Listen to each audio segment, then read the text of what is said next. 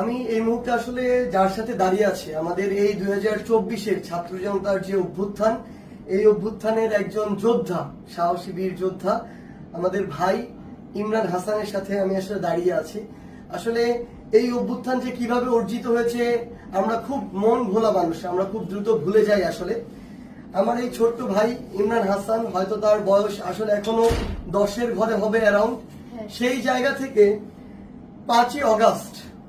August যখন খুনি শেখ হাসিনা এই দেশ ছেড়ে পালিয়েছিল 12টা 1টার দিকেই, এই আমার ভাই ইমরান হাসানকে সাভারের বাইপাইলে 3:30 থেকে 4টার দিকে তার মাথায় গুলি করা হয়। এবং তার আপনারা যদি দেখেন যে তার মাথার দুই পাশে, আপনি যদি সামনে থেকে শুধু একটু নেন তাহলে দেখতে পাবেন তার মাথার এই অংশের খুলিও নেই, এই খুলিটুকু নেই, মাথার এই অংশের খুলিটুকু নেই, শুধু মাঝে এইটুকু আছে।